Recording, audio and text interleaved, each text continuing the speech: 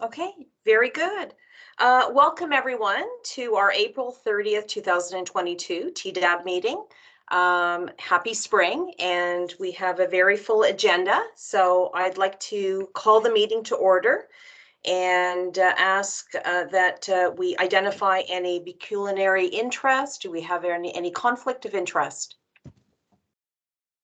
Seeing none, we'll move to item number 3. Which is approval of the previous minutes. But before that, actually, I think we have a couple of special people on the call, new to the committee. So Aaron, feel free.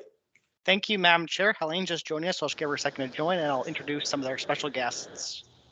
Hi, Helene, can you hear us? I can hear you. Hi, Helene. Through you, Madam Chair, I'm very excited to introduce to the board our newest committee member, Julie. Julie brings a lot of experience from the public sector, including previously working in parliamentary offices and for the Municipal Property Assessment Corporation and Stakeholder Relations. Julie also holds a graduate degree in public administration, so she's a huge asset to Norfolk County, and she's also from the local area, so that's wonderful to see. I'm going to continue serving as clerk for this board, but Julie will be taking on some other responsibilities, some of our other advisories, but we're all very excited to have her join us. Welcome, Julie. Anything you'd like to share with the committee? Well, this is, I think, one of my first committee meetings, so I'm excited to sit and observe it and watch everything. So thank you very much for having me. Very good. And I encourage you to participate should you feel you have any contributions in our discussion. So welcome. Thank you. And Madam Chair, we also have Stephen joining us, who is in our Economic Development Division. Welcome, Stephen. Stephen, you're on mute. That's the dog factor. I can never trust my dogs.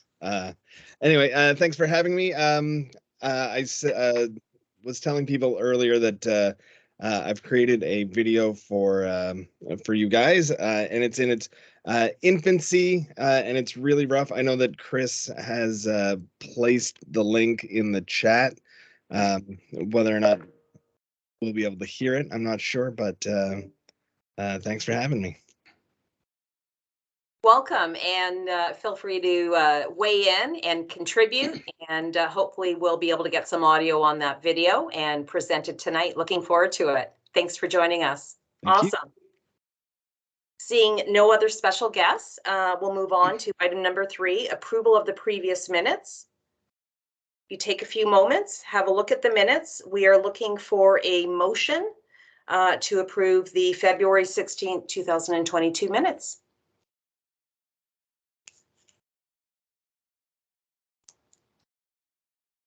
Moved by Chantal, seconded by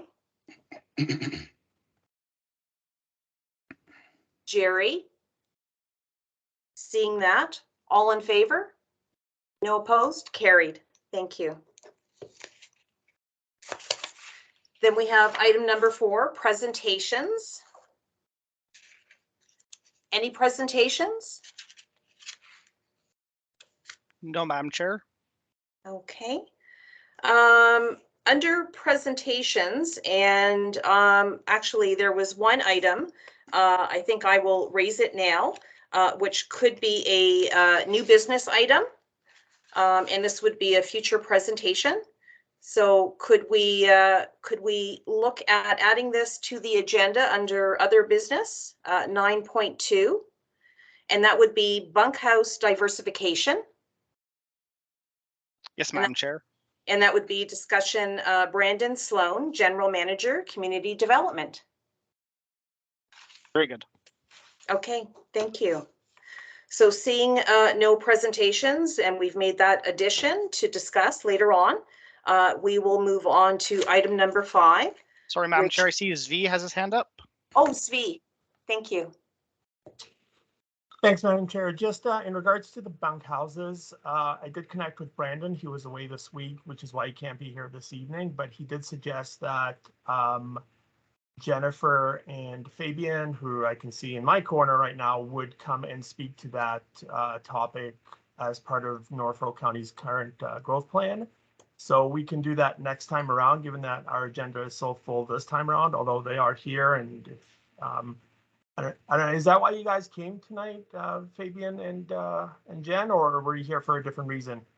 We came because we were presenting our growth management study to the committee.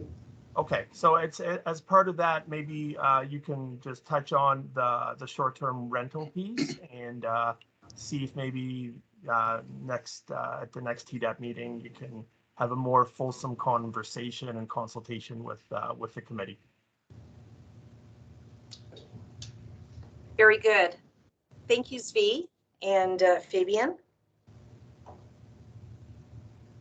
Excellent. Number 5, going back to deputations. We have no deputations at this time. No other comments on that, but I know we are planning deputations. Moving on to item number 6, general business and reports. Item 6.1, update, Year of the Garden Subcommittee.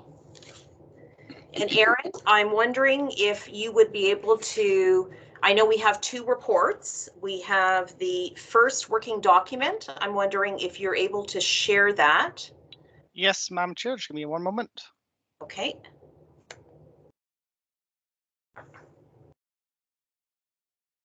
So, Madam Chair, do you want the one included in the agenda or the one emailed to me this morning? The one emailed to you this morning. Very good. And then we'll shift over to the document in the package. Can everybody just confirm you see my screen? Yes. Ma'am. Okay, excellent. Yes. Very good. Firstly, I wanted to take a moment to, oh, we have Helene with her hand up. No, I'm just somewhere with really bad internet, and so I can't have my video on. So I was kind of using the raised hand to say I saw it. Okay. Well, if you can put your video on, this would actually be just showing the committee. I can see the video. I'm saying you can't see me, so you couldn't see me waving or saying that I could see it. So don't just ignore me. Okay. I'm unfortunately not somewhere that is the most conducive to an effective Zoom meeting, so I will just quietly watch for most of the time tonight. Oh, you bring joy, Helene. Please don't shy away. Now, this document, I wanted the full committee to see the feedback. This is the original document that the subcommittee, which consists of Councillor Martin, we had Michael and Christine, who shared feedback and identified some recommendations that have been really summarized under the final document that we'll review tonight, where we'll be looking at recommendations. If you can scroll down the document, that would be fantastic, Erin. The first, what we wanted to identify is it was important to, with this work plan document draft, which was to identify a rollout of the entire year. So because the proclamation, the 2022 Year of the Garden, is for the entire year, we feel that there are opportunities within the shoulder season, which we know we're always looking for engagement in tourism and economic development. So we included the shoulder season. So this promotion would be ending in December 2022. Also, we did identify some resources that would be utilized from Norfolk County for discussion and also for vetting by management and in consultation with our Councillor Liaison Martin, which was to utilize not only the talents of the Tourism ECDev management team, any potential resources that they feel they might need for fulfillment, but also looking at corporate communications, internal newsletters, external newsletters, and social media. So we also had identified a list of stakeholder groups for engagement. So if just you could quickly scroll down and you'll see that we've identified the Year of the Garden proclamation, some general messaging that we should adhere to. We know that we have some existing initiatives that are underway and are well adapted right now and at play through Norfolk, the Norfolk app, and a portal, and some tourism initiatives that we could perhaps co-brand with. And there are also some resources and assets that have been shared with from the Canadian Garden Council, such as artwork, some messaging that we could then again keep costs low and use that collateral. Scrolling down again, you'll see just briefly, there are a variety of different recommendations, anywhere from engaging partners with street decor, possibly signage, looking at the heritage and culture component. And then we have a whole list, shopping list of ideas. So you'll see highlighted called content ideas on the left. And we have identified that there were just so many great ideas. We really needed the expertise of Norfolk County management staff to help us assemble how we can roll this out. Anyone on the working group? We have Councillor Martin. I don't know if you would like to add to the comments on this before we bring up the final document, or maybe Michael?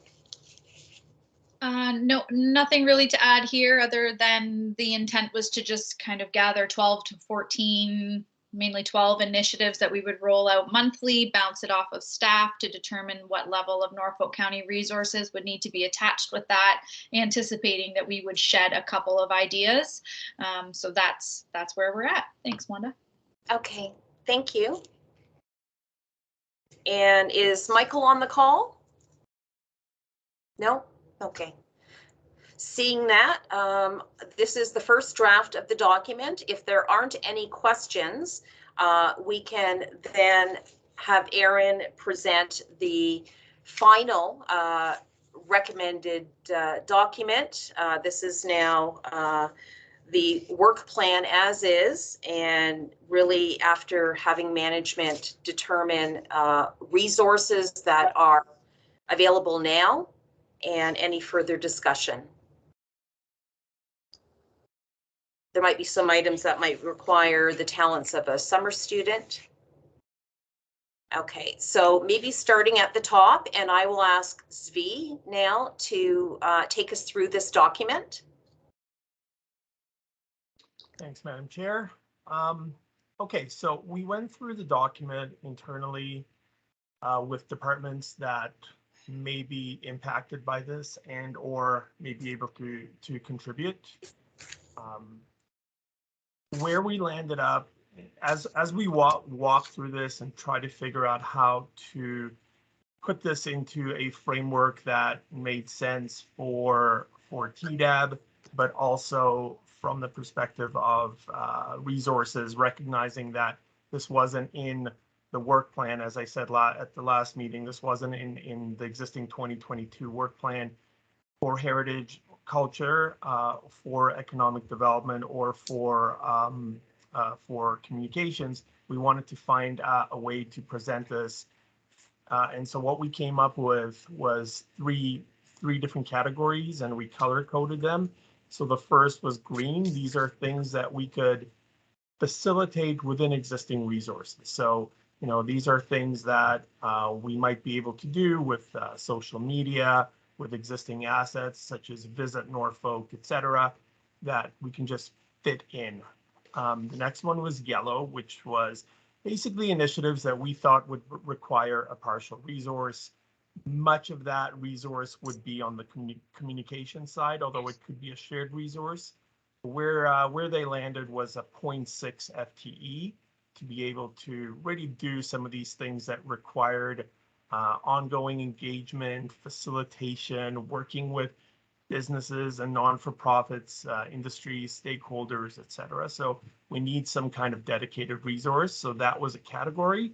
And then the third one, orange or pink, were basically initiatives. There's not many of these, but these are initiatives that we recommended that Norfolk County not be involved in. And so just some examples of those you'll see, some of them are just from a pure, I don't know what the right word is, it's borderline policy, borderline kind of goal intent.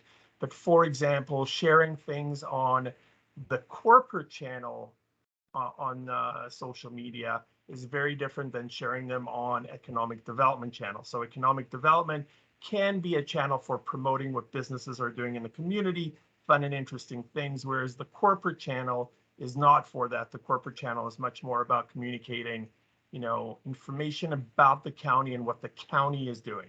So if Heritage does something for Year of the Garden, that certainly fits within a corporate channel, or, you know, along with garbage collection hours and other such things. But if, you know, business A is doing something, that's not the kind of thing that would fit within a corporate channel to share, but within the economic development and tourism channels that would fit. And so communications would be able to help us share through those channels, basically through the appropriate channel. So those are the three categories that we came up with. And then on top of that, some resources were identified if we did want to get into some of the ideas there that had a cost with them. For example, signage, posters. So if you just scroll down a little bit, Aaron, you'll see some more of the advertising budgets. If we did want to get into actual advertising, not just, you know, social media. For example, just social media by itself, organic social posts reach about 5% of your friend group or your follower group. If you want more people to see a certain post, you want to boost those posts, and that's not even advertising, that's just a boosted post, but they come with dollars. So we did identify some dollars if that were a desire to include that level of support for the program. So we basically went through each thing that was noted down, and we provided our comments and we color coded them. The only ones that we didn't were the ones that seemed to be, you know, delivered by a third party and were never intended for Norfolk County. So for example, there was mention of Venture Norfolk developing some kind of lending program. That would be a Venture Norfolk thing. That would not be a Norfolk County thing. So we didn't comment on that, but everything else we basically verbatim took off the plan and commented on it and gave it a color. So do you, Madam Chair, want to go through each one? Is that your desire? I think this would be a time for us as a committee to engage in conversation and have our final recommendations as to what initiatives we can move forward with. And if there's any resources that you feel are required, that we would further investigate that. And I believe Councillor Martin might best weigh in on how we would engage that, whether or not that's something, a request that would move forward to council. Okay, fair enough. So I'll go through it as quickly as possible. If there's any questions, just stop me along the way. There's quite a few of these, so I'll try to expedite it. First one is email survey stakeholders to generate engagement and support. So basically promote the Year of the Garden to the community, put out there examples of projects that businesses and associations and non-for-profits may want to consider. You know, we said we could do that within existing board resources. Wouldn't necessarily be by email. It would be more by either our newsletter channels or our social channels. But if you scroll down a bit, Aaron, you'll see that I did put in red there one section. So promoting the common hashtag and the types of initiatives, certainly we can do it within existing resources. What the red means is, however, if you want additional engagement, which is creating a directory of who's responding, what are they committing to doing, tracking that they're actually doing it, creating a report of what's actually been achieved, that we suggested would fall into more of that orange category, but I highlighted it red because it's in green, in the green category. But basically we can promote the program and make suggestions, but if we're tracking and engaging more deeply, then that falls into the resource request category. The next one, adapt to all Norfolk portal. So I did speak with Wanda. The intent here was for it to be on the tourism site that would be adapted. So basically take the Year of the Garden branding or the logo and put that onto the Norfolk County portal. Again, it's not something that we would do on the Norfolk County main page, but on the tourism page, that's something that we would be able to facilitate within existing resources. Gateway signage. So gateway signage, it's one of those things that we would have to look a little bit further into and would probably need a resource for that. So we would need to look at what type of temporary signage just for the rest of this year could be installed on top of the existing gateway signage. What would that cost? How would it work? Who would install? We'd have to get sign off from roads. You know, just from a pure safety perspective, I don't think it's a big deal. But so that one requires some additional conversations, but is definitely possible. Scrolling down. So Zvi, if I can just stop you there. So before we move on to the next page, so we have the two first items, which is the survey and being able to adapt communication. So these are recommendations that you feel we can move forward with. The tracking is not without any additional resources. So I broached this to the committee. Do we have any other comments on that? Is everyone good with these two recommendations that could be fulfilled? I see Councillor Martin nodding. Anyone else? Okay, very good. Any discussion on the gateway signage? Madam Chair, I see Helene's hand. Yep, Helene? No, that was just me, sorry. Doing what I was doing before, which I will now stop doing because it's obviously just really confusing. Okay, cut it out, Helene. Okay, so thank you. So it looks like, oh, Michelle has her hand up. Yeah, I don't have my video on. Is there a way for me to confirm that I confirmed something to you aside from my video? You can verbally. Okay. Very good. So we have confirmation on the first two items, and there are no concerns that we will not be tracking third-party participation in their Year of the Garden engagement. Okay, and gateway signage, unclear. There's nothing budgeted, so that's not something that we're recommending to move forward with at this time unless we have additional resources. And those resources would be, Zvi? So the cost is an unknown in terms of the actual sign until we actually go ahead and look at what options exist. But the main part is that human resource, that it's the same human resource that we're talking about all throughout, that 0.6 of a resource that can actually run around and figure out the costs and what will work and what won't work. So that is the main piece here. In terms of the cost of the actual signage, if it's something that can be accommodated with an existing budget, we will. If it's something that's beyond that, we can always bring it back to say, here's what it costs. But we don't know right now what type of temporary sign would go in there and what it would cost.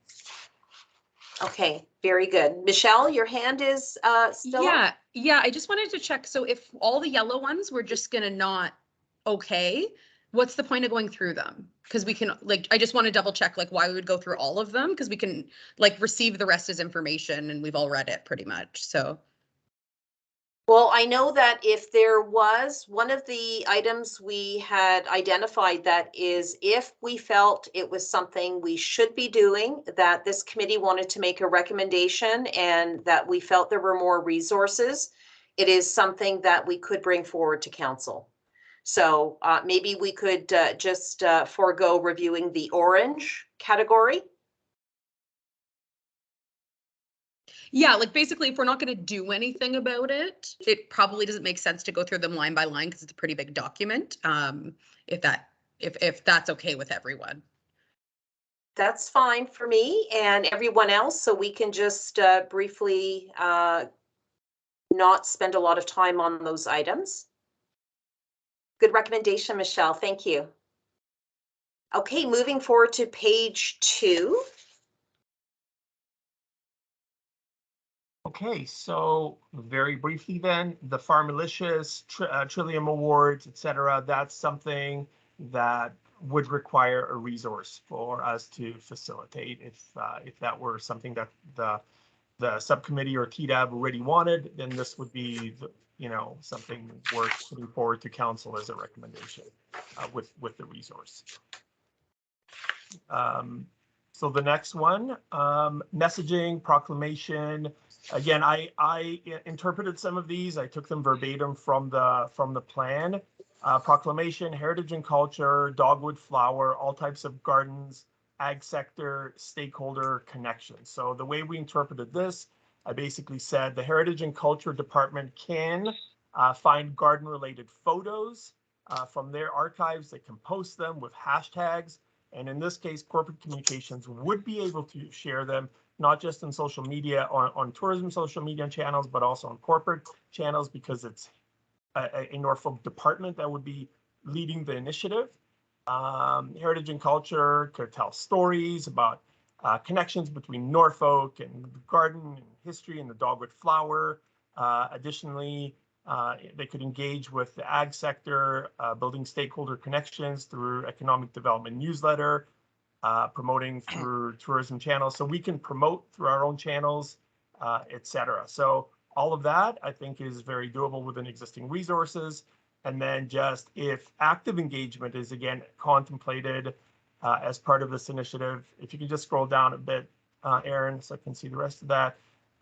Yeah, so not a lot more there. So we're saying if something beyond that was intended by that particular initiative, then that would be a resource requirement. But the other stuff Heritage could do and we could do. Fantastic. Any other comments on that? Seeing none. Content ideas. Okay. Content ideas. So shop, plant, grow, eat, learn, win. Promotion of content ideas to the community can be done via the tourism social channel. And just so it's clear, communications would be helping us. Tourism itself wouldn't necessarily have the resources to do a lot of like posting regularly, but the communications department would help for posting on the tourism channels. But if we're getting into content development, if we're getting into advertising, so whatever shop, plant, grow, eat, learn, win means, it sounds like there's a contest there. It sounds like it's content development that would require resources. So anything about content development, contest development, tips, tricks, which you'll see later in the document, that would require a resource. Okay. Okay. Okay, yellow one, contests. So was this one? Right, telling a story, share a photo contest. Again, those kinds of things require. We've done some contests through ECDev for a variety of reasons, but they take quite a bit of effort. And so, in speaking with comms, they really did feel that this is the kind of thing that would require a resource. Just for example, the rules themselves, when we did one of our contests, the rules in Canada, or maybe it's Ontario, around contests, what can and can't be included, and you have to have a skill testing question, and especially if there are prizes, it's a lot of overhead. So that's why they recommended this one to fall into the yellow. Okay. Okay. Yeah, so we said we wouldn't go through the pink one, so I'll just skip that one. Then this one, I combined a bunch of them. So scroll just two similar initiatives. Go up a bit, sorry, Aaron.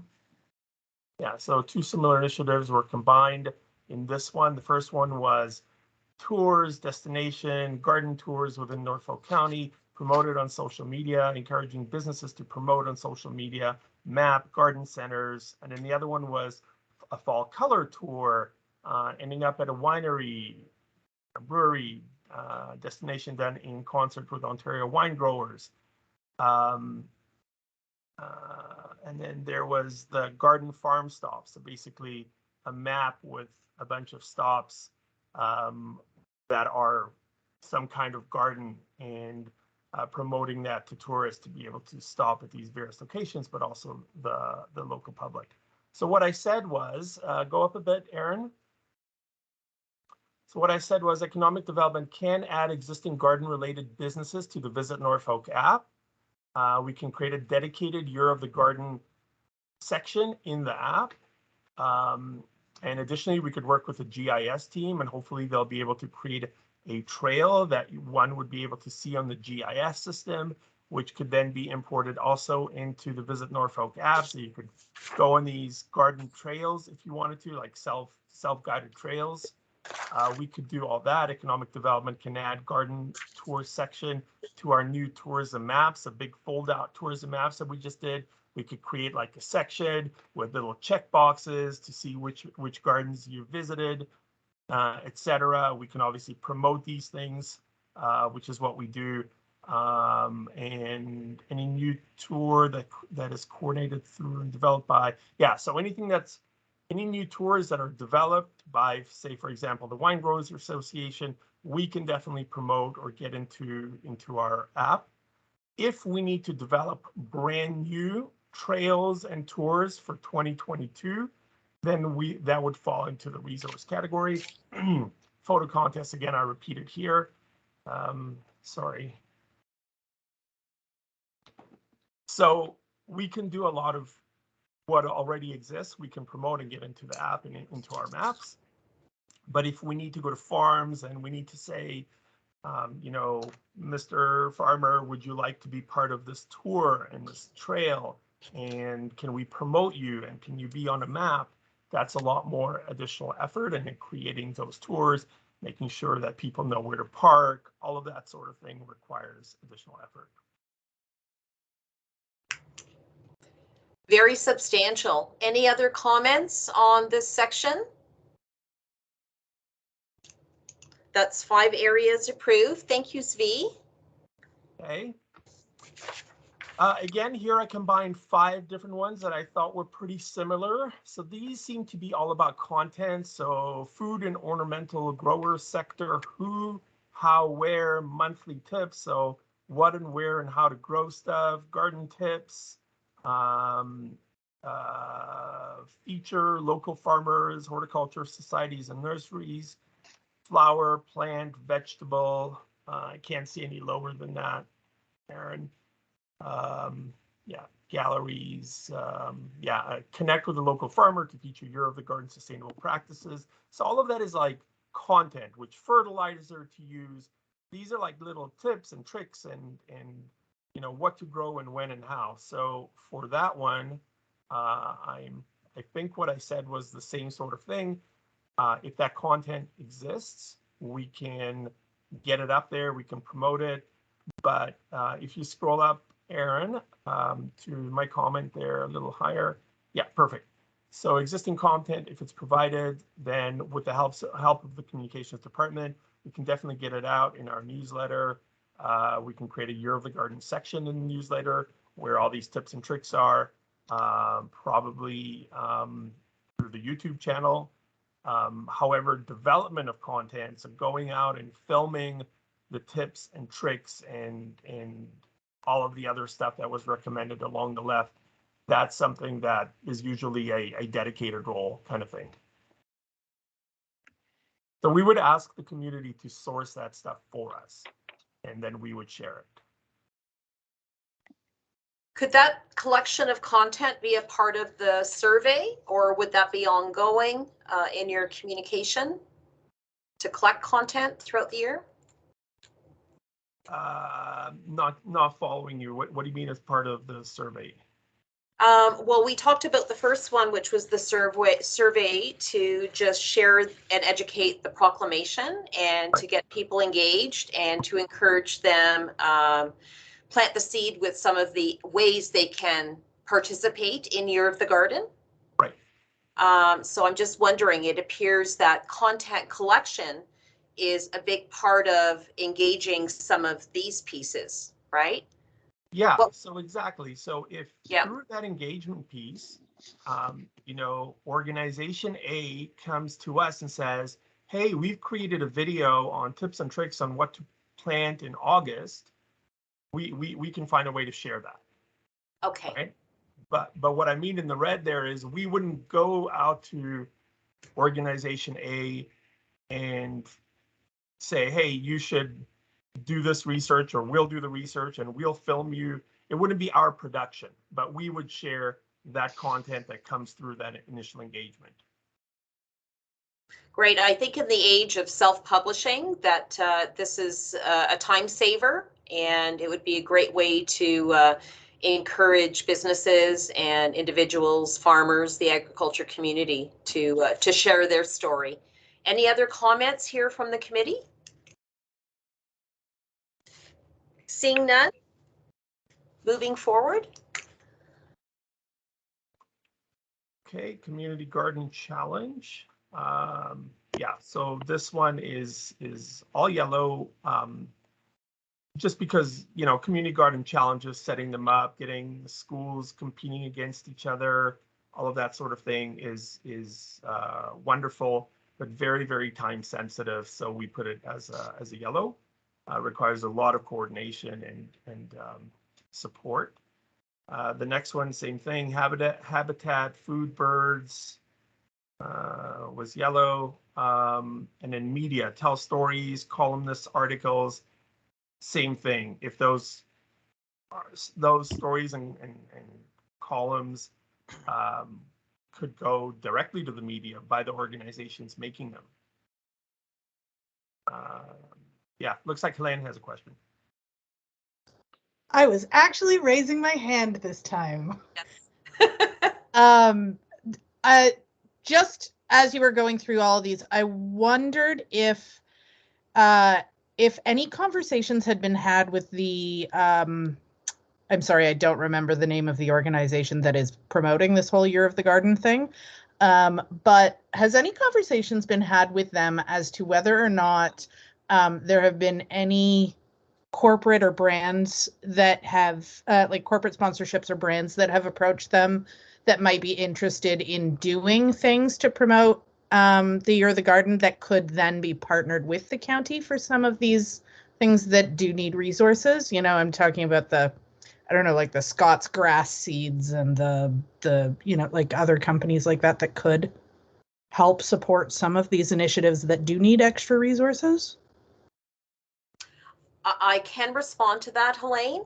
I know in the master document that was originally sent, they encouraged communities, municipalities that determined they could move forward with the proclamation.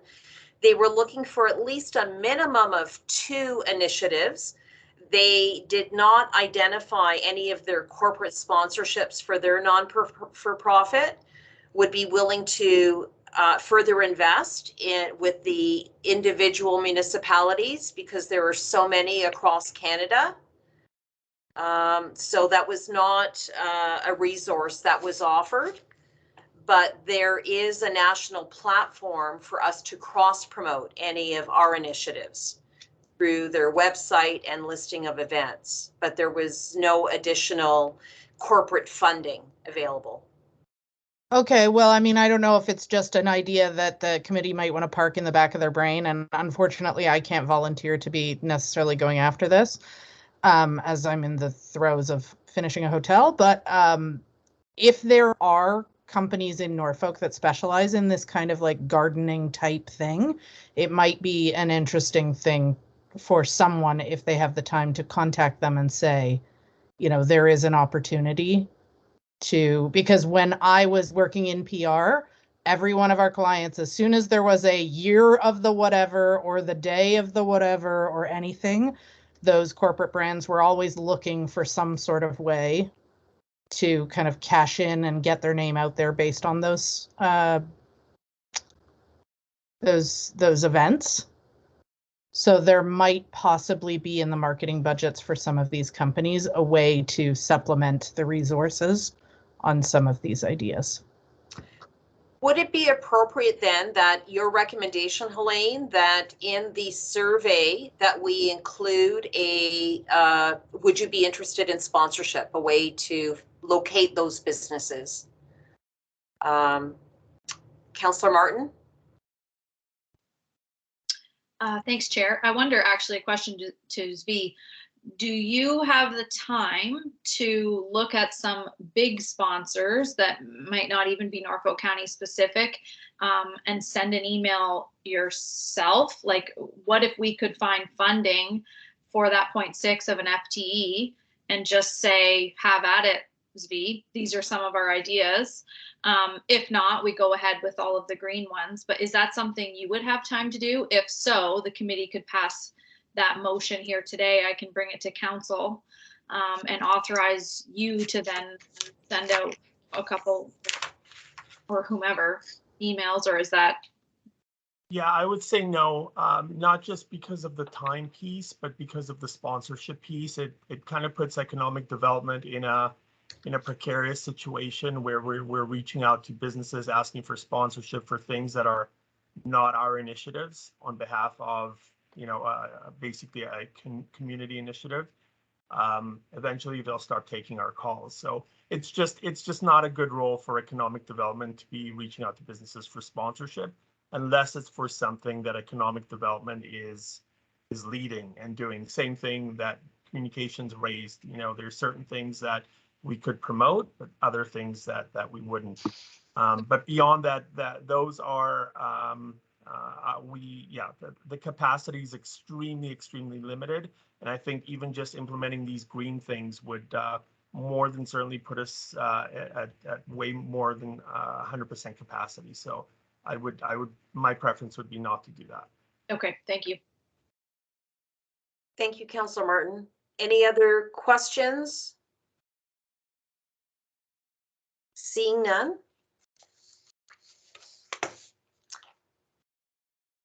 So we have you, Zvi, you have identified that, we're into looking at this area here and existing resources.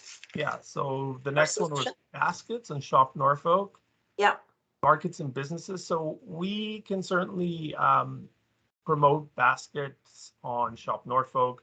We did that during the winter Christmas break, and we were promoting Christmas baskets and holiday baskets. We did not get a huge uptake. We can certainly try again, and we are just in the process of restarting a new push to grow Shop Norfolk. So it's the opportunity, the timing is good for that. I just don't know what kind of response we'll actually get with baskets, but you never know. I mean, Christmas baskets are different than more summery type flowers and garden baskets. So we'll give it a shot for sure. The next one, engage churches and horticulture groups to do a local garden day within their organizations. Could include children planting seeds in pots and making their own potted gardens. Photos uploaded to social media. So what I said was, there is the potential for heritage and culture, recreation, and/or the library group to do something with youth over the summer in their summer camps regarding the garden day or year of the garden, planting stuff, etc. We still need to confirm with these departments, but it was mentioned kind of casually. And then additionally, there is a raised garden in front of WAM where kids plant a garden each year. And Melissa said that they could, take photos of these young kids planting this garden and share that all over social. So we could do that sort of thing. However, going beyond that, engagement with churches and horticulture groups, again, we're into the engagement piece, which then falls into the resource piece. Okay. Okay, and that orange one again, seeds and pots provided by Norfolk County to local organizations. So I just said seeds and pots would require resources that are currently not budgeted. Additionally, you would need a resource to be able to, you know, figure out who gets a pod, who's already got a pod. Do they need a second pod? What if they broke their pod? And where do we distribute pods from? And that, all of that sort of thing. So with a resource, we could probably make that happen. That said, if we try to do all the orange things with a 0.6, we'd probably have to prioritize and go through each one until that resource was at capacity. So if that ended up being the direction, then we'd probably prioritize the orange ones within themselves. And then lastly, the white one, I wasn't quite sure on what this is. I try to understand, but I wasn't clear.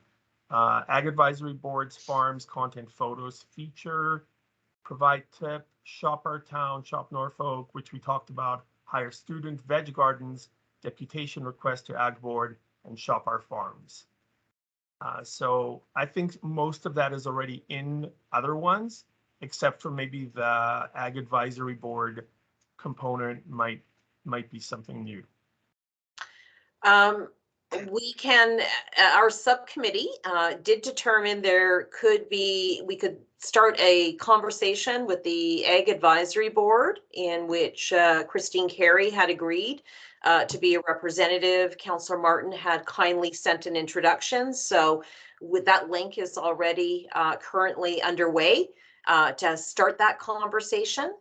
I think about Helene's comment and Councillor Martin's comment about how we engage perhaps interest from the corporate community, or I think about horticulture societies, which I have relationships with. So maybe it's about sharing the survey, which will include engagement opportunities. And we all have relationships and circles of influence. So I think maybe we all on this committee have an important role, is to, as ambassadors, to spread the word, to share the communication, and to try and engage our networks. With that, I wanted to just see if we have any other comments. Councillor Martin. Thanks, Madam Chair. My opinion, I guess I have a couple questions. Thanks for going through this, V. My first question is, if you had to guesstimate at what 0.6 of an FTE is resource-wise and a dollar value, what does that look like? Oh, that's pretty tough because it depends on the role, but I'm gonna say 0.6 would probably be around between 30,000 to 40, I want to say. It might be a bit more with the benefits, but it really depends on where it lands after a job description is created, or whether comms uses an existing job and just creates a part-time version of that. But even in a summer student role? Yeah, so we could, and we did discuss a summer student role, and actually Chris went ahead and got a quote on what a summer student would cost. And that's an option. The only thing about a summer student is it's limited for the summer. But do you remember what the amount was there, Chris, that you looked up? So if we were going to be using like high school students and so on, which I don't know whether or not they would be, this role would fit them, we'd be looking at about $12,000 at minimum wage.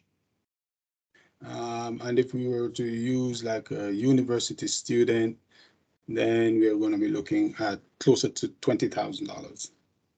Okay, thanks. The reason why I ask is because I personally don't think that I want to go to council and ask for resources for Year of the Garden, but I would feel comfortable asking for resources if we had a few specific initiatives, like you spoke about the tours and the GIS and the garden trails. Like, that's something that we can put Year of the Garden on top of, have a really cool interactive GIS map or tour placed onto the app, and then we take Year of the Garden off and it serves us for many, many years to come. Something like that, I would be okay going to council and having a discussion about additional resources. But my preference, I guess, would be to adopt everything in green and just give a couple of preferential ones to you, hearing you say that that might be, you'd be over that 100% workload there with the additional green items. So I think anything email, survey related, newsletter related, and anything that the communications team can put out that we can then pick up and share, any of those green initiatives that include that would be my personal preference, but I would look to hear what the committee thinks. The only other thing I would ask is, is there some kind of timeline developed with any of those green initiatives? Is there any way, shape, or form that we're committing to something new kind of rolling out monthly or in that way, so that it's not just kind of a little bit here and then nothing for 2 months and then a little bit there? Has there been any consideration to what a rollout could look like from a no resource perspective? Yeah, a lot of it unfortunately depends on what comes back from the community. So if we start off with a survey, say day one, that's our first step. We put out a communication out there saying, hey, Norfolk has proclaimed Year of the Garden. We want to engage the community. We want to engage businesses. We want to engage agriculture. Here's examples of things that we're looking at. Are you interested? Let us know. And when you do actually take action, make sure you use this hashtag and you let staff know, and we'll promote it and everyone will find out about it. But then it depends on their timelines, right? It depends on their timeline. That said, there's things that we want to do that we can do. I don't think we'll get one for the next, 8 or 7 months, but creating a tab on Visit Norfolk, that we can do. We control that. We can do that. Creating a garden route in the GIS based on existing businesses that have a garden component, as opposed to new farms that might be private farms. We'd need to go and ask them and all of that. But just existing businesses, that might be something we could do right away. Planting a garden in front of WAM, that we could, say this happens in this month. So it will be like a combination of things that we depend on others for and things that we can do ourselves. Okay, yeah, and like I'm very happy to go to Matt's Fruit Barn, to go to Wholesome Pickens myself and say, hey, can you give us 3 tips and film them in 3 short 30-second videos and send them to you, stuff like that. Any way that you can utilize myself or the committee, happy to do that. The last 2 things I just wanted to mention, and I can also see that happening through AAB as well, an email or Christine going to them and saying, please provide in writing by such and such date, 3 fun facts about your farm and how it works here in Norfolk County. And I wanted to mention the library. I'm also on the library committee. They're looking for a new initiative, and they actually had, the new CEO had an idea of getting into food literature. So I did plant the seed about Year of the Garden. So I really think maybe Wanda, if you have the time, it would be great for you to connect with Julie. She's new to Norfolk County, and we talked about windows in front of all of the libraries countywide, having some Year of the Garden theme. I'm happy to do that if you're busy, but I think you'd be an excellent advocate to fill her in on what Year of the Garden looks like. I think that would be an easy partnership.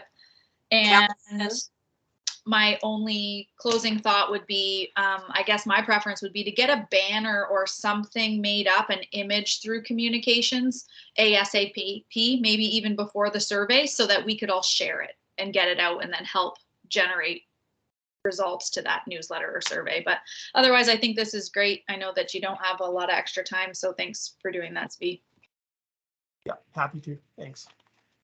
And I'd be happy to follow up with Julie. Thank you, Councillor Martin. Great recommendation. Chris Garwin.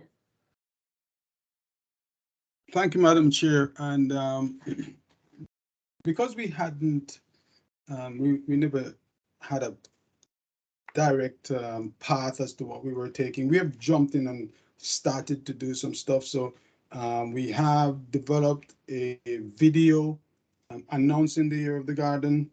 I wanted to share it tonight. I've been having some difficulties with the audio. The upcoming newsletter, we have it already in the newsletter. It's going to be an announcement and so on. So all of the little things that we do in our day-to-day that we can start promoting it, we have already queued up to promote. It's just getting down to the finer details as to what's happening, when, and so on, and figuring out the resources that, and that part of it that we're working on now. That's, by the way, Stephen, were you able to get that thing going or anything? I could always try to play it right off my my system, maybe. Okay, if you can try, then fine. Aaron, I think you were sorry. Sorry, Madam Chair. I can raise my comment after Stephen does the video. Okay. Stephen, when you share the video, make sure you choose share with audio. Okay, sounds good.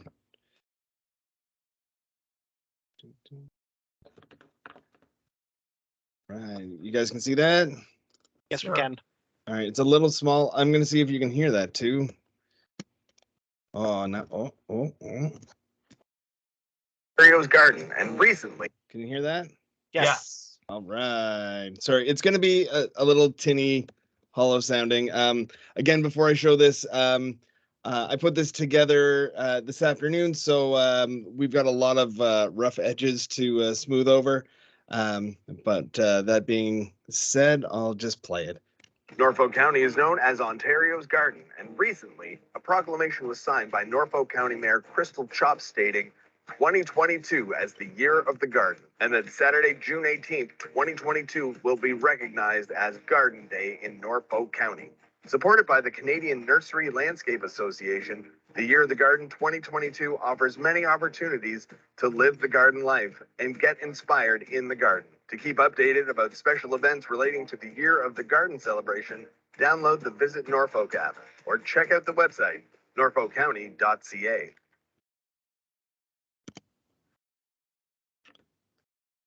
Right. Woohoo! Is everyone excited about that? They're working already. Way to go, crew. Dig it.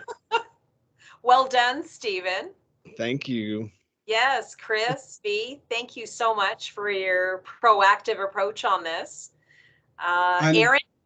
Sorry, and Madam Chair, we will be working with you to get some feedback because we will give you some options. Do we change it this way? And the committee can help us to fine tune it to exactly what we all want. Absolutely. And I think that we, as a TDAB committee, we are meeting until July. And if there is a subcommittee that would like to continue to be engaged throughout that process, I know we have a hardy little subcommittee now with Michael as well. So I think we are a resource for you with anything that you need. Aaron? Through you, Madam Chair, if there's no further discussion on this topic, Julie and I have drafted a motion which maybe the board may want to move in second. So if you don't mind, I will share my screen unless you want to have further discussion. Any further discussion before we move to motion? No, please share your screen. Thank you. Can you just confirm you can see the screen? So this is a fairly long motion, so I won't necessarily read it out, but I think all members can see it. It's basically that staff be requested to promote the Year of the Garden through the following initiatives, and then we've listed the initiatives which were in green from the work plan. And then perhaps we could have a second part, which is that the Norfolk County Library Board and the Agricultural Advisory Board be encouraged to promote the Year of the Garden. And then finally, as per Councillor Martin's recommendation, that communication staff be requested to develop an electronic banner to promote the Year of the Garden. Is that sort of the intent, Councillor Martin, of the Just banner? electronic or a, doesn't need to say banner. I don't know why I did say banner, but Messaging? Yeah, just anything that can be shared or recirculated on Facebook and Okay. or something. Okay. And the video might work, so. Okay. Thank you. So happy to accept amendments to the recommended motion, but this is what the clerk staff have brought forward for recommendation. If I may, Madam Chair, could I Yes. just ask V to chime in? So given our new procedure, I misunderstood. So anytime we put staff resources to use, even if, we're not asking for additional resources, anytime we put staff resources to use, it is my responsibility to pull that motion on the floor at council and then pass it. I made the assumption that because we had already proclaimed the Year of the Garden as okay and council adopted that we were good to continue to work on it as long as it didn't cost anything or take any more resources, but that is not in fact accurate. So if you don't mind, could I just ask V to comment on the way that reads and see if there's anything that should be added or removed? Absolutely. Thank you, Councillor Martin.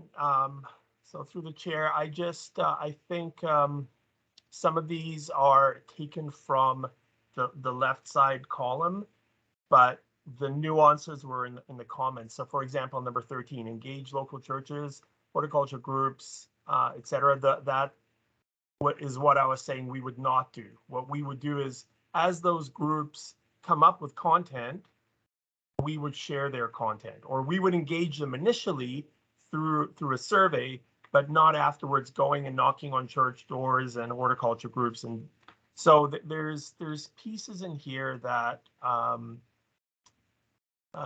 we may want to nuance. So Aaron, what is the best way to nuance this? Does it have to be finalized tonight, or can the motion be passed by email if I get it and I put in the nuances in there? Because right now the way it reads is it includes a bunch of things that fall into the yellow category. Could it be more generalized?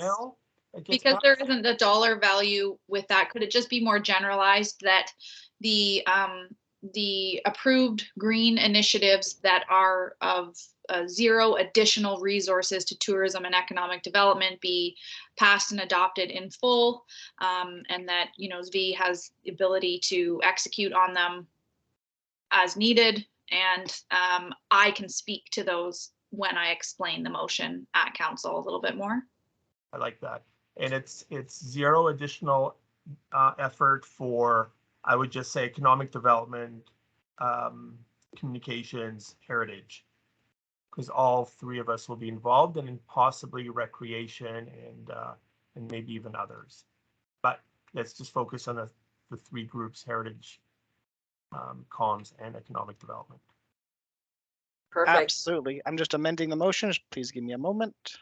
Yeah, and perhaps the library, and I think certainly working with the recommended green color code. And just to be technical, the library is its own separate board with its own kind of distinctions that it works under, so they wouldn't require council approval.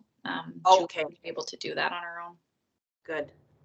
Just so you know, some other ideas that came forward that weren't on the list, but which we'll try make happen anyway as a bonus. So beautifying the grounds at one of the administration buildings, cemeteries or trails, doing something related to forestry, and the forestry group could be involved in tips on how to use a composter to make soil, waste management, rain barrel for watering your gardens. Environmental services could do that. And so other ideas came forward from other departments that weren't on this list. So we would do those on a best effort basis as well.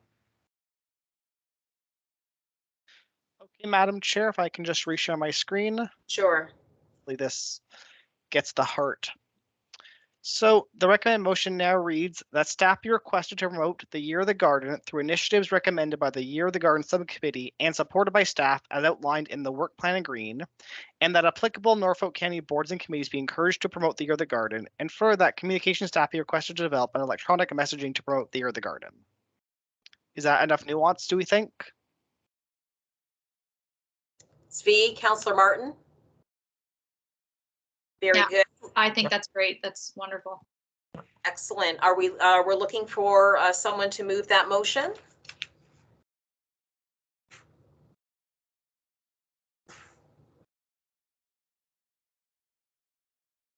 Do we have Councillor Martin to move that motion? I certainly can, but I think it would go a lot farther at council if it was committee members who endorsed it. Okay, there we go. Chantel is up to the plate, seconded by Michael. Thank you, Michael. Any opposed, questions, concerns? All in favor? Carried. Thank you.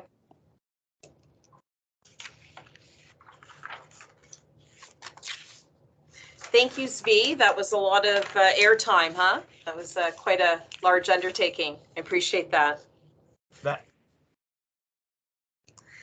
Now we're on to general business and reports, item 6.2, and that is the pre-launch reveal for tourism awareness. All right, me again. So, as many of you know, or all of you know, last year we worked on 2 stages of a brand strategy to identify some new market segments and to work with stakeholders in our tourism community to figure out what is unique about Norfolk. What does Norfolk have to offer that other communities don't have to offer, or that they do not offer? We have a lot of overlap with places, but what do we have that's unique? How do we position ourselves? Who do we attract? And that was our first phase. We also had a visual identity concept come forward in the first phase, but then ultimately we decided not to go forward with that visual identity and to keep our existing just Norfolk County logo. In phase 2, we drilled down and we really went and consulted with the stakeholders, and we accessed a lot of data through Environics to figure out who are the market segments that are most likely to spend money here, most likely to spend more time in Norfolk County, and most likely to travel to Norfolk County. And we came up with detailed market segments based on literally hundreds of variables, ranging from how many kids, what media do they consume, you know, part of the political spectrum, how much money do they spend on alcohol, where do they like to drive, do they cycle? All of these things were put into this machine that spit out our market segments. So now we have the market segments. What we realized when we started looking into our market segments is that our market segments don't actually know very much about Norfolk County. And a lot of the tourism that happens in Norfolk County is from the region of southwestern Ontario. And then everybody seems to know Port Dover, and they come to the beach in Port Dover, but not necessarily with a big spend attached to that. So we decided that as we start rolling out our new brand strategy, the first thing we want to do is to go out with an awareness campaign. We want people to be aware of what Norfolk County is, what we have to offer, not necessarily sell them on anything or get them to come here, you know, come to this date, buy this ticket. It's none of that. It's really starting to create associations in their mind between, you know, winter and palm trees in Ontario, right? That kind of stuff. And really start to showcase what is unique about us and what they can expect about Norfolk and where Norfolk is. So we have a rough version of what that campaign will look like. It has 2 new slogans. And this is a sneak peek of the slogans and the campaigns, what you will be able to see. And I want TDAB to see this before the ads start going out, so that you have that first look at it. So I will share my screen. Sec. Let me share.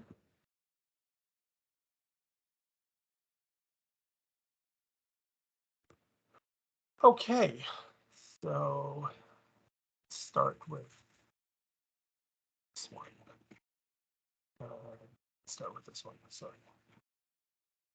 Okay, won't read through everything, but we'll read through concept 1, and it is still rough. It is still being updated, and this will come with a landing page. We will have a landing page for people to be able to click on ads and go somewhere. That's not our current website, because part of our plan for 2022 is to revamp our website, make it cool and funky and inviting and modern and bright and filled with images. And in the meantime, we want them to go to a landing page, which is lean, but very, very focused on this awareness campaign piece. So really, the first part of the first concept in this campaign, this doesn't properly portray it, but you'll see the ads. It's called Find Your Folk. That's what the campaign is called. That's what the tagline. So it's Norfolk County, find your folk. Really, what does find your folk mean? Well, it means a bunch of things. It means first of all, it's all here. You can find everything that you like to do within these target segments that we know that they want to do these things that we have to offer. We chose them for that reason. It's all here for them. And in the process of finding whatever it is they're looking for, they'll find that in Norfolk County, but they'll also find themselves too. Now, I want to expand find your folk to mean you'll find yourself, but you'll also connect with your family. You'll create memories. So find your folk is find your family connections, find your passion for things, find like-minded people. So that can really be extended and expanded in multiple ways. But that first campaign is find your folk for Norfolk County. And I'll show you examples of what ads might look like. So here's the first one. You can see at the bottom of each one, it says find your folk.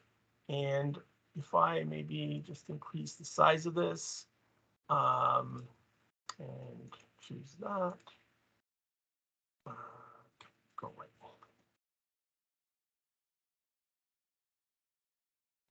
Okay. So hopefully you can see that. Stuff like time to shift gears, ride and shine. So this promotes our trails. Let me close that. Let's try to. Sorry. Okay. So at the bottom, Norfolk County, find your folk. Glamazing, find your folk. Looking for luxury under the stars. Here's an idea worth pitching. Why not look at glamping, a glamping tent at Long Point Eco Adventures? It's a perfect way to cap off a day of ziplining, axe throwing, and adventuring in Norfolk County. This one, oh, this thing is hard to move. V, try that little arrow beside where it says fill and sign. Fill and sign. On the right-hand side to get rid of that bar. Go down. Down. Little tiny arrow over to your left a little bit. Oh, right. This little arrow. Okay. Yeah, but it's still not moving the screen across. It's like, oh, what if I choose the hand? Nope. I just want to scroll across, but it won't let me. Is there a bar at the extreme bottom? Right. I made it work. So the third one is wind down. Love that image. Vying for your attention. Whether you explore our award-winning wineries on your own or you take a guided tour, there's always something delicious to raise your glass to in Norfolk County. Find your folk. Norfolk County. So that's the first campaign. And so this is how it would be implemented digitally. It can be sometimes in these kind of layered ads. Take the high road, find your folk. And then the second concept, we wanted to get something different across. It's basically that Norfolk County is both unique and has things to offer that other places don't have to offer. And it's really close to home. Since we're targeting the GTA, we want people to know that really, if you look at the very edge of the GTA, we're less than an hour away. But more realistically, we're about 90 minutes away. But that's not very far for people who like to take trips, who enjoy taking trips. Whether it's a weekend trip or whether it's a longer trip, that's not very long. We want them to know that we're close to Niagara, but we have things to offer that Niagara doesn't have or that Prince Edward County doesn't have. You know, they have wineries, we have wineries, but we have other things. So the second campaign is close to home, far from ordinary. And I added the stuff on the bottom that says close to home, far from ordinary. Originally, it wasn't there and I didn't get the updates done in time. But let's see if we can zoom in enough. All right, so the daycation perfected with beautiful beaches, picturesque ports, and ancient forests. Norfolk County is a perfect place to get away without really going away. Hop into the car and find out for yourself. Get 1,000,000 miles away in less than a couple of hours. 1,000,000-star accommodations. Nothing works up a good sleep like a day of adventuring in Norfolk County, and there's no better way to enjoy that than glamping under the stars at Long Point Eco Adventures. End your perfect day with the perfect stay. Close to home, far from ordinary. And then finally, if we're lucky enough, yeah. Yes, this is Canada. These beauties are replanted each year in front of the Beach House restaurant in Port Dover, adding unique tropical vibe to this well-loved Norfolk hangout. You don't need a flight to see palm trees on a beach. So again, creating those associations between warmth, beaches, only 90 minutes away. And so these ads can extend into things that are truly unique, like the ecosphere, like our botanical gardens, like lavender farms, things that aren't, your garden variety type things. So this is the second campaign. Our first ad goes out, and yeah, it can be implemented in many, many different ways. Get a million miles away. I don't like that one. It makes it seem far. But anyway, get a million miles away in less than a couple of hours. Plan your stay today. So more ads. Now, this is actually going to be our first ad that we're putting into Day Tripper just to see how it goes. But it's the same thing. It's wind down, vying for your attention, which I've read. We've got a new QR code for our Visit Norfolk app, and it's a dynamic code. So regardless of what phone you have, it'll go to the right app store, which we're pretty excited about. So that's it. I just wanted to let you know that I'll give you a sneak peek that Find Your Folk and Close to Home, Far from Ordinary is a coming. And these will be awareness campaigns. They will take a long time because awareness takes a long time. We will start introducing actual call to action campaigns as well, but these will continue until people really start knowing what Norfolk County is. People will start coming, telling their friends in Toronto over cocktail parties, and the word will start getting out there. So yeah, open to feedback, comments. Any committee comments? Tourism is alive and well in Norfolk County.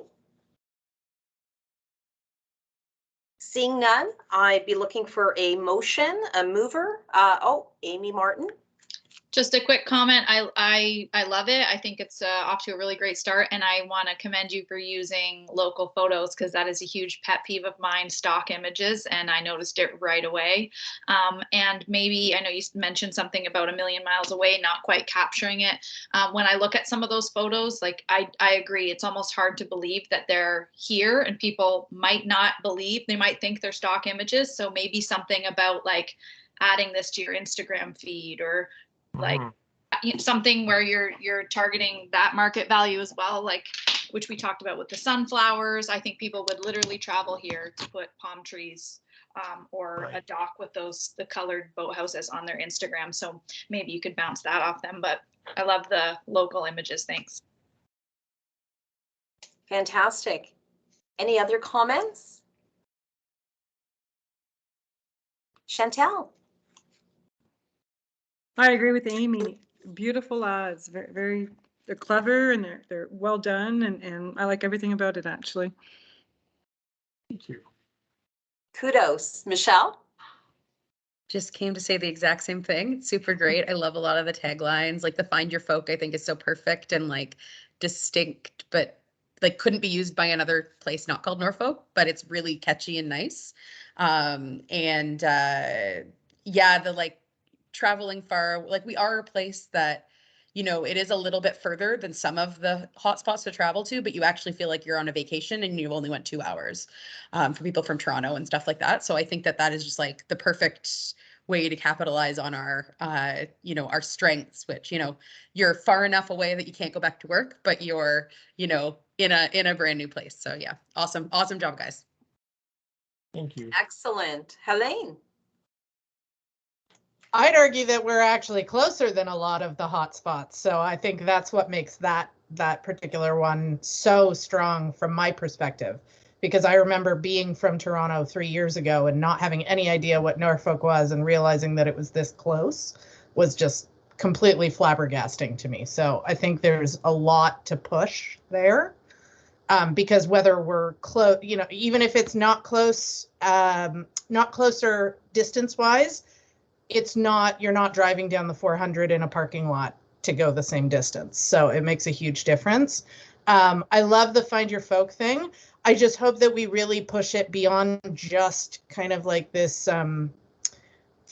like just the family aspect and stuff like that, because I think it's more saying you'll find kindred spirits out here. So if you love food, you will find people out here that love food as much as you do. If you love breweries, you know, like it's about finding your, you know, like soulmates might be extreme, but like it's finding your folk is about finding kindred spirits, because we're a wonderful gathering of amazing people that you can find exactly kind of what your soul is looking for out here. And so that allows it to kind of really go beyond necessarily that literal, like your folk, your family, your whatever. But I think it works really nicely. Yeah, you're right. It's the like-minded people, and on the landing page, I'm actually thinking of just using that word folk again and again. So, you know, when I want to categorize, instead of just having a section called restaurants, we'll have, you know, foodie folk and, you know, culture folk, rather than just like museums, restaurants. So kind of really extending that theme. So, good idea. Agreed. It doesn't get any better, Zvi. Congratulations. Thank you so much for that creative. I hope you feel all the support around the table. And with that, I'd like to see the motion move forward, that the update provided by the Director of Strategic Initiatives and Economic Development regarding pre-launch reveal for tourism awareness campaign be received as information. Looking for a mover. I'll move that one. And that was Michael? Yep, that's me. Excellent. Seconded, that was that Chantel? Okay, thank you. All in favor? Aye, hands up. Aye for Michelle. Thank you, Michelle.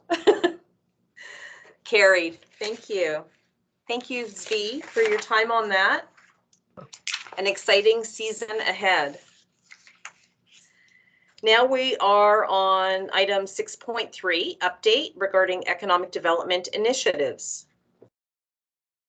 Okay. I just got a note from Aaron to go pretty high level, so I will. Let me just bring up the presentation, and I will fly through it, but if anyone has any questions, you can ask me at the end. Okay, let's do that. There. Okay. This was set up as a pretty lengthy update, but I'll go through it quickly. I wanted to just give you a sense of what we did all of last year in 2021 and what's planned for 2022. So I think everyone knows about the economic recovery plan. Shop Norfolk, visit Norfolk, the Brink project, the entrepreneurship project that's underway, the recovery grants, which have gone through two separate intakes right now. All of those were done as part of the economic recovery plan. And there's a bunch of other economic recovery initiatives, but those are some of the ones that are well known. The Digital Services Squad, so Stephen is here tonight. They've done a fantastic job. This was a program that is funded through the province with the OBIA. But what I wanted you to see is that a total of $65,000 worth of grants, so these are digital transformation grants, made it into our community with the Digital Services Squad. And you can see it was pretty well diversified throughout the community. Port Dover, Waterford, Simcoe. I mean, it was Delhi. It was all over. And then you can see that we added, what was the total here? I can't see the total because it's being covered. In any case, you can see how many businesses were supported by looking at the HubSpot additions and where they were. So 67 businesses were supported in Simcoe, and then you've got 28 in Waterford, and so on and so forth. Again, diversified throughout the community. So we're very happy with Digital Services Squad. Other tourism initiatives, so not ECDEV yet, but tourism. So we did a bunch of shop local stuff in addition to obviously Shop Norfolk. We had the Christmas, the ELF, the videos and campaigns. We had the Spark program, which had 3 winners of new tourism initiatives. We completed the brand strategy that I talked about. We got the regional relief funding, $250,000 that we used for new gateway signs and other projects. Project Microphone as a program was developed. SWATC, we did a lot of collaboration with the regional tourism organization, which is RTO1 called SWATC, and funds were brought in for tourism adaptation.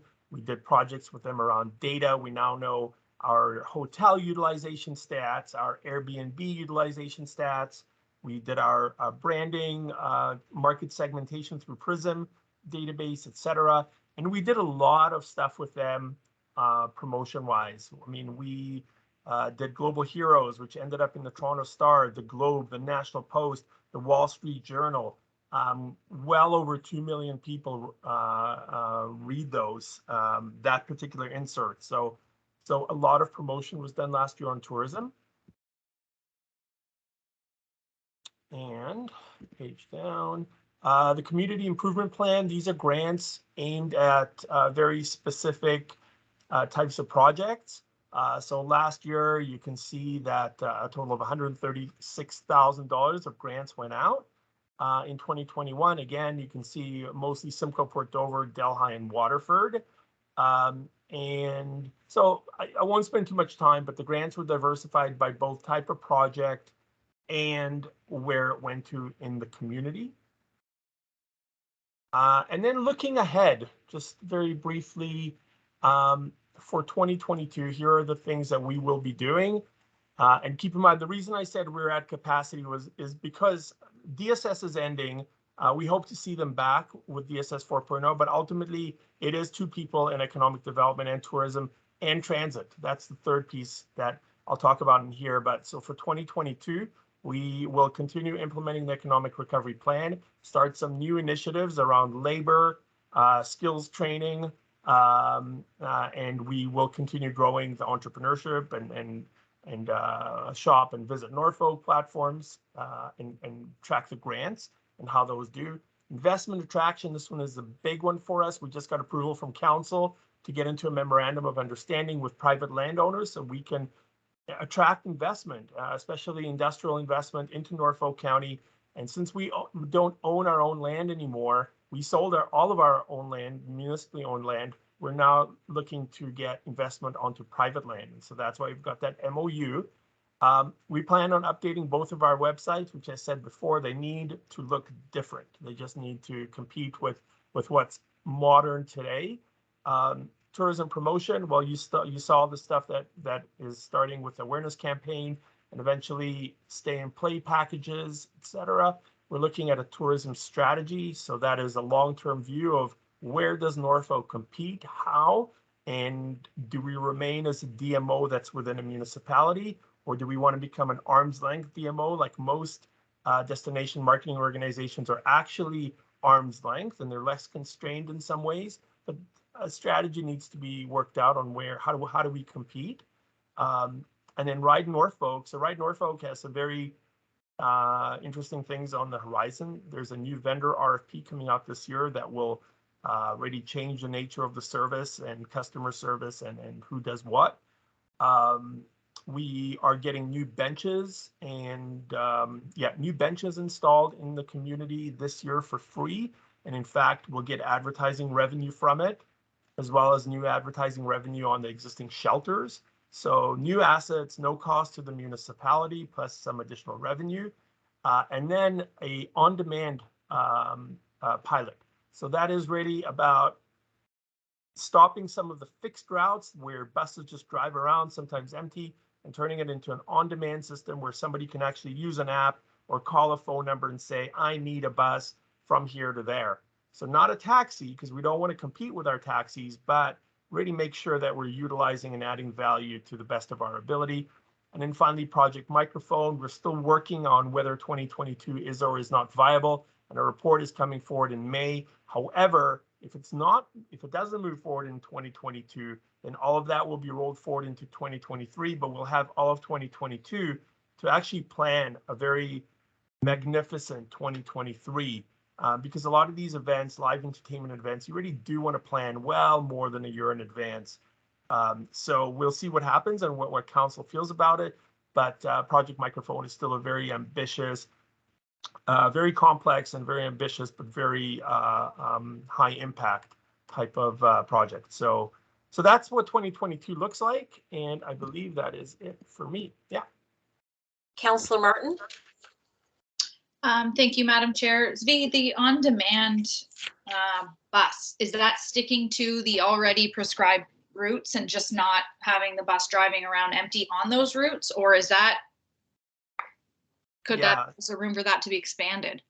I'm specifically thinking about Port Dover. So as we roll out this parking pilot, community members love the concept of having a bus shuttle people in. Norfolk County could go pave a parking lot at the Doverwood School and have a bus shuttle people in. Technically, I think there's room for that to be, you know, a separate enterprise. It doesn't have to be Norfolk County, but.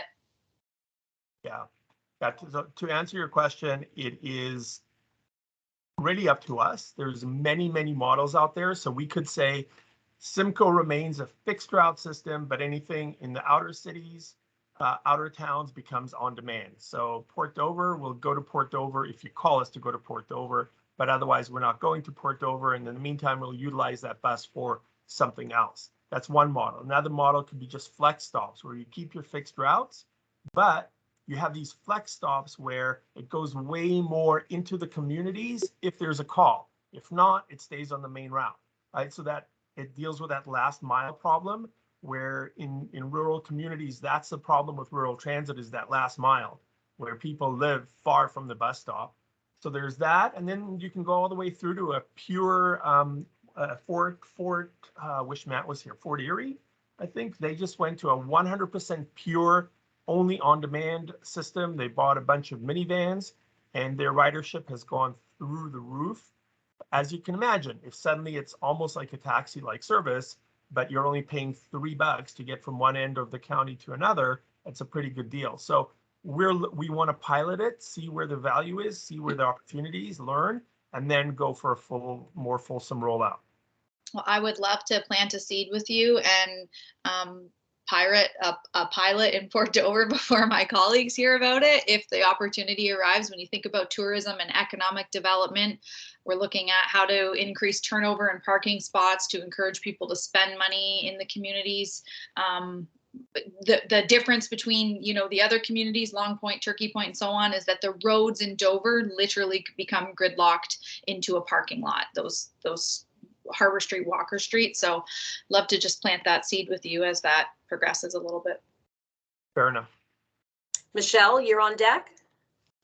Yeah, I think it's Brant County. I've used their service before with, they have the Brant ride. I don't know exactly what it's called, but they switched to it actually when I was living in Paris. It's awesome. Like, people I would never have expected to take small town transit use it. Like, it's really, really, really cool. And like for us, like for me as a business owner, for example, in Paris, we used to have to get shuttle buses for Paris Drinks Fest, and we don't even have to bother with them anymore. So like it has a direct impact on local businesses because there was just no other alternative previously.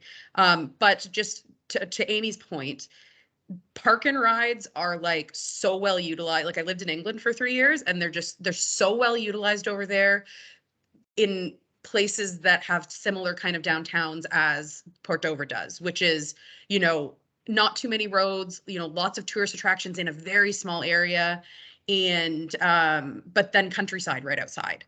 So I think there's probably lots of models that you could look at over there that would be, you know, really useful. But I mean, park and ride, I used all the time when I lived over there. And I'm not someone that, like, you know, when I lived in Toronto, I used public transit and stuff, but, you know, I've never used the Norfolk County Transit before. But like, I would use it all the time because for the, you know, $5 and not having to even think about hunting for a parking spot and driving in circles, I would absolutely rather wait 10 minutes for the next bus kind of thing. So like, I think that's a spectacular idea in a pivot for Ride Norfolk, for sure. And yeah, no, the more on-demand format I think is spectacular. Agreed. Good conversation. Anyone else? Seeing none, looking for a motion that the update by the Director of Strategic Initiatives and Economic Development regarding economic development initiatives be received as information. Looking for a mover?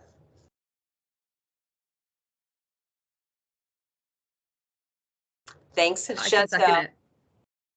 And Michelle can second Michelle it. to second. Thank you. All in favor? Aye or hands up?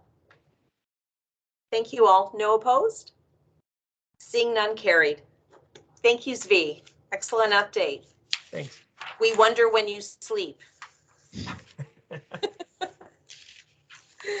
Okay, staying on track. We have the next item 6.4, which is rescheduling presentation on foreign workers program. Aaron, we've had some discussion with our presenter, Brett Schuyler. Thank you, Madam Chair. Through you, I better practice what I preach and be very high level because I'm telling Z to do the same. At a previous meeting, there was discussion about inviting Brett to a future meeting of this board to provide a presentation about the Foreign Workers Program. And obviously the Foreign Workers Program is a fairly large program in Norfolk County. And I just want to provide a very quick update that because of scheduling conflict, he will not be able to join us until May 5th. But I'm sure it'll be a very rewarding conversation. So that's in the works. Very good. Thank you, Aaron. So we will now need a motion that the committee coordinator regarding scheduling presentation on workers program be received as information. Putting you all to work, we have Michael moving that motion, seconded by Councillor Martin. Thank you. All in favor? Carried aye. Carried. Thank you. Item 7, correspondence. Any correspondence, Aaron? So, Madam Chair, through you, there's one piece of correspondence from the Deputy Clerk, and it's regarding the advisory committees that Councillor Martin had referenced about a new process which the Clerk's Department and Council has ratified. And in effect, it's just an update that going forward, when recommendations regarding staff resources or some sort of major project comes forward from any committee, whether it's this one or any other board that Clerk supports, the councillor who sits on this committee will bring that recommendation forward for ratification if that's the course of action that wants to take place. Okay, and this was included in our advisory board package. I'm not sure if there's any other discussion to this item. I think that was more probably an opportunity / reminder for me, because we actually had directed Zvi to look at our working groups list and then determine the resources that would be needed for that. And I didn't realize that I should have pulled that to approve even that at council. I made the assumption that because the year of the garden was already approved and we weren't spending money, but that's not the case. So anything we want to direct staff time, resources, or energy to, well, I will have to then bring to council and we'll have to wait for the approval. Absolutely, an important protocol as we are volunteers on this advisory board, and there are existing work plans. So thank you for that. It's very important that we know the process. I'm looking for a motion that the advisory committee recommendations, that the memo that we received be received as information. So looking for someone to move that motion. Keeping you busy again. So Councillor Martin, seconded by Chantel. All in favor? Carried. Aye. Hands up. Thank you. Number 8, other business. So other business, we have Madam Chair, I believe we see Michelle. She has a hand up. oh, Michelle, thank you. Thank you, Aaron. Oh, hey, yeah. I meant to email about this before, but I just I just didn't do it. But I was just wondering. I know that we are supposed to act as the planning advisory committee, And as of late, I've been very worried about the resources available in that department. So I just feel like as the Planning Advisory Committee, it would be kind of nice to get an update, at least from, I don't know who. I don't want to waste people's time in the planning department because I know they don't have any, but just on what the game plan is at Norfolk County to get out of this horrible situation that we're currently in. Okay, do we want to switch then to the Planning Advisory Committee business, and then we can move back to other business? So, Madam Chair, why don't we have the motion to move into the Planning Advisory Committee? And I'm sure the planning staff who have been sitting here for quite some time want to be able to give the presentation, perhaps move on with their evenings. So if that's okay with you, perhaps we'll have that motion to move into planning. I'm thinking that is a good idea. I'm very sorry. I did not see that agenda item as the next item, but that's okay. It was quick very solution to other business I've ever seen. So thank you. No, and it's very brief because that's a new business item. So good point, Michelle. So we are now moving over with a motion to number 9, the Planning Advisory Committee business. So with a motion now that the Tourism Economic Development Advisory Board, we are moving into the Planning Advisory Committee to discuss the planning growth management study and any other topics that come up. Looking for a mover. I can move it. Chantel, and seconded by Michelle. All in favor? Carrie, thank you. Okay, so we have 9.1 Planning Growth Management Study, but we also have a comment from Michelle. So maybe we could start with that discussion, Michelle? Yeah, I mean, I know that I'm sure this has been identified at a staff level as a major concern and on different levels of government, but I just think as the Planning Advisory Committee that it's at least worth discussing whether we should comment on the fact that we at minimum think that, you know, we know that more resources need to be allocated, like need to be somehow secured in the planning department.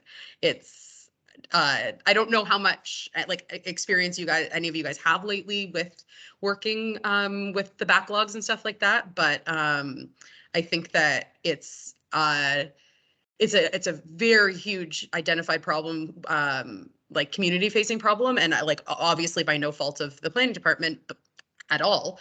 But it's just something I think that was worth at least discussing and getting some kind of update on, like, you know, what's the game plan to get the department the help it needs, I think. Okay, I'm not sure who had their hand up first, Aaron or Helene? Thank you, Madam Chair, if I may. Yep. Okay. I think that's I appreciate that question, that conversation. It's certainly an important concern. However, I just want to reiterate that the function of the Planning Advisory Board is not so much to provide oversight or recommendations to the planning department. That's really more of a personnel management or city management decision. Really, the Planning Advisory Committee under the Planning Act functions to provide recommendations and really be a sounding board for more technical conversations, like we're on like the official plan amendments and growth management studies. So I don't think there's too much to add to personnel matters. That really is more of a senior management conversation. I can say that the corporation is currently recruiting a director of planning, and I'm sure that's underway. This could be related to an economic development piece, though, and our agenda. So I'm not sure if Michelle has any other comment before we move to Helene and then Councillor Martin. Yeah, I guess I kind of forgot that, but I guess at the same time, if we're not here to, you know, voice our support that this needs attention, I don't really know what the point of being part of this board is, I guess, because I mean, if you look at somebody as being part of a tourism and economic development board, a lot of, you know, planning, I've had amazing experiences in the past with the planning department, and you know, a lot of the stuff that they do is wonderful, and we're just kind of in a situation that like so many things can't get done in Norfolk County because it's impossible to get them approved.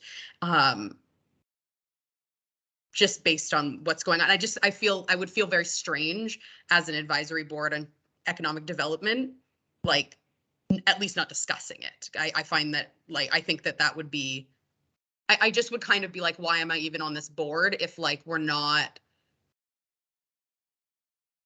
considering considering things like that, because that's just, you know, the ultimate thing that can put a county at a standstill.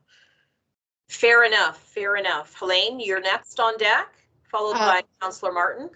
I cannot agree with what Michelle is saying more. I unfortunately have to be one of those people that is torturing Jennifer on a daily basis for various projects that I know she is not personally responsible for slowing down, but they are being massively slowed down. So, you know, we want this planning department to have those better resources, and hearing that they are replacing the recent losses, that's great. But there were resource problems before those resources disappeared. So to Michelle's point, you know, maybe this isn't the committee doesn't really have a lot of power to change anything, but we hopefully do have a voice that is somewhat a little more heard than everyone else in the county that is saying all of the same thing. So anything that can be communicated about how dire this is for businesses, specifically in tourism, because that's where I am.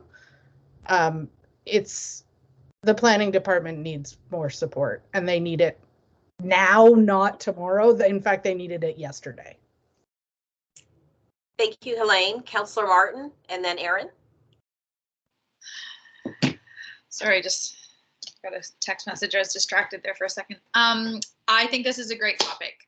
Thanks for bringing it up, because even from a council perspective, we don't really get into the weeds on it. We make policy and we direct resources or funding, but we don't talk about when are positions being posted and how often they're filled. And so I completely agree. I know that staff are swamped and overworked and overwhelmed, and I think it does play directly into tourism and economic development.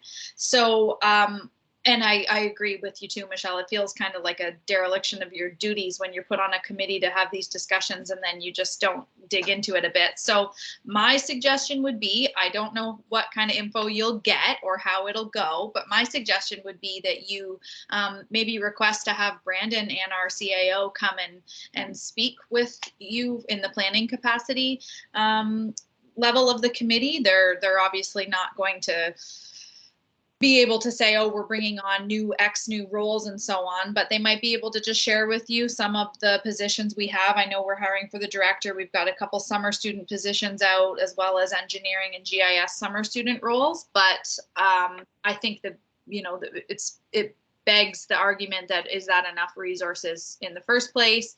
And then you can get into why we're having the problem and the turnover and corporate culture and all that stuff. But if that is truly what you wish to discuss, I think it's probably most meaningful if you maybe request the CAO and Brandon Sloan to come and chat with you, so that at the very least you'll feel heard. Would be my 2 cents. One comment I can make is that we actually were under new business. We're going to recommend Brandon Sloan be invited to our next meeting to make a presentation regarding bunkhouse diversity. So the planning piece, this could be part of the conversation. As for the CAO, I'm not sure if there's of availability. Any other comments? Aaron, I know you no longer have your hand up, but wasn't sure if there's any other discussion.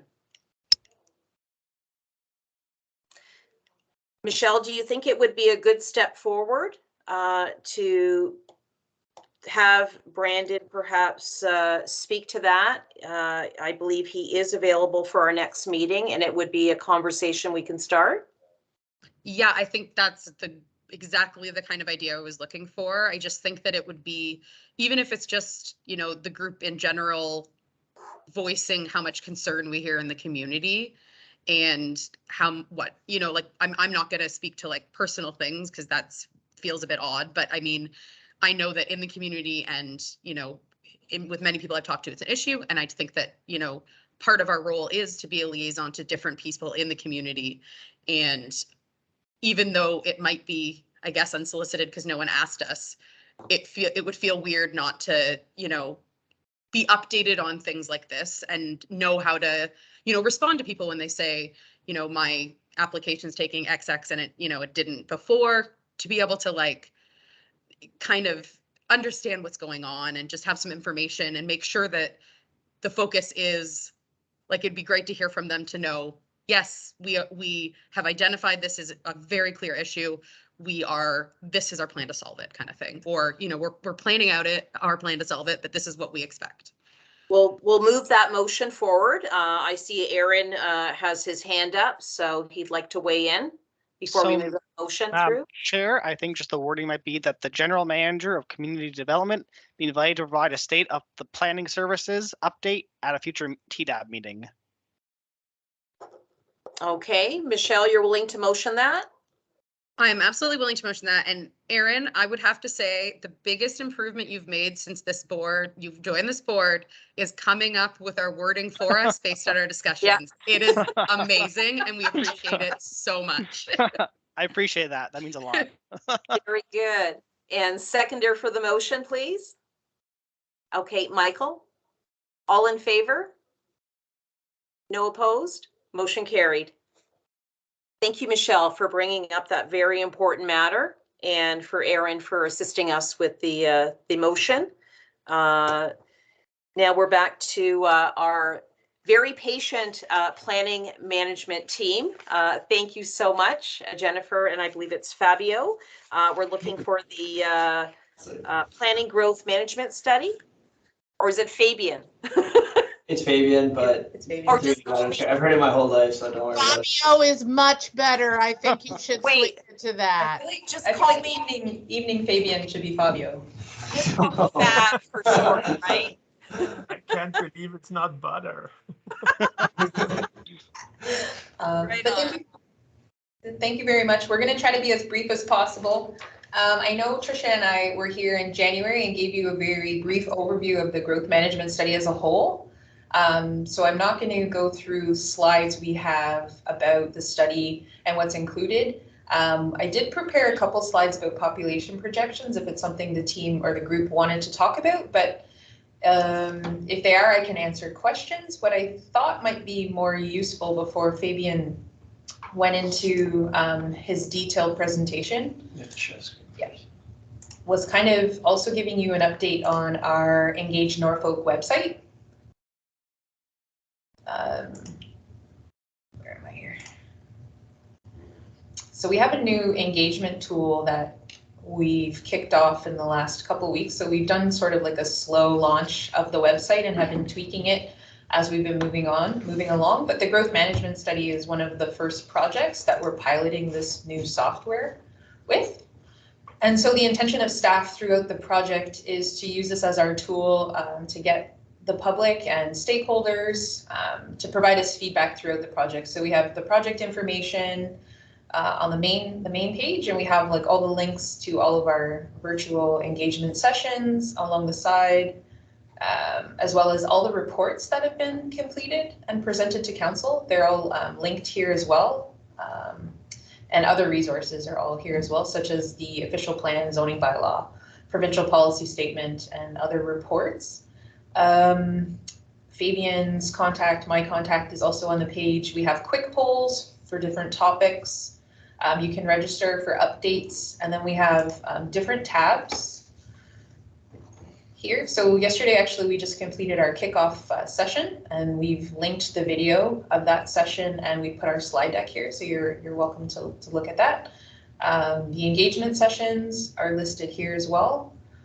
We have also put on here 2 surveys, one regarding short-term rental. So to Svi's point about the short-term rental or bunkhouses, we haven't focused on bunkhouses. That's kind of been like a new development in the last little bit, but we definitely are reviewing short-term rentals, and there's a survey everyone is encouraged to go fill out for us, as well as our accessory residential dwelling units. We also have on here a questions tab. So if any kind of question related to growth, feel free. Fill it out here. Fabian and I will get back to you. The other two cool pieces, and I won't take too much more time on it, is we are also seeking feedback on the goals and objectives of the project, and we've identified 6 themes through our context report. And so we're seeking some feedback on those 6 themes so we can finalize what the goals and objectives are for the overall project. And you can see here, there's been a couple members of the public posting their ideas. So we encourage anybody to go and do that. And then we also have, this is a cool feature, which actually I've never seen before we started using it, but you can go in and use the map, and you can place, how do I do this now? You click here, you can place pins. So I don't want to place any more pins because I think I've skewed the skewed the map, because you'll probably see my name there a couple times just from trying to test it out. But you can go in and you can identify, you know, if you think we need additional residential uses, or if we should focus on infill development, do we need more industrial uses, and like you can kind of plot throughout the county where you think those can be, as well as we've identified commercial and office uses and active transportation connections. So it's kind of neat. So I didn't do all of these, but some of these you might see my name.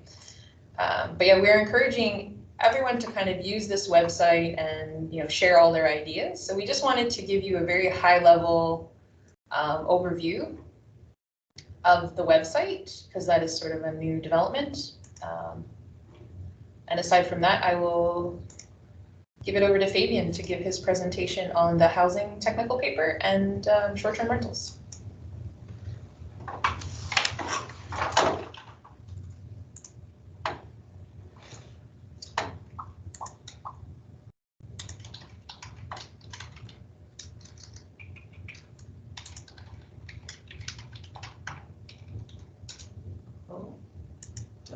There we go.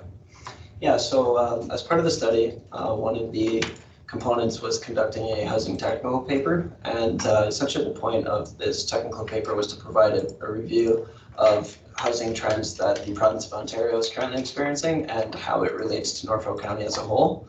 So one of the trends that we looked at was the overall reduced affordability of homes throughout the province. So I'm sure most people are aware of the increasing costs of housing, and because of the increasing costs, it's making housing more difficult for people to obtain. So that has also led into the second component, which is the housing hardship concept. So essentially what the housing hardship concept is that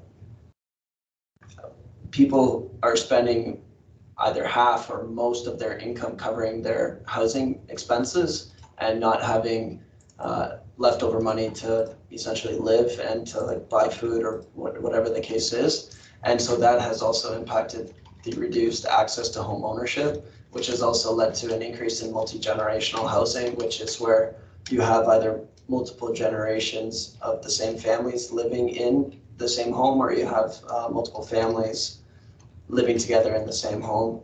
And because of the increased cost of housing, so for townhouse developments or semi-detached homes or single detached, those prices are astronomical currently. And so we've seen an increase in condominiums being traded throughout the province, because one, they're affordable in terms of actually having a high number of people populate them and creating high densities.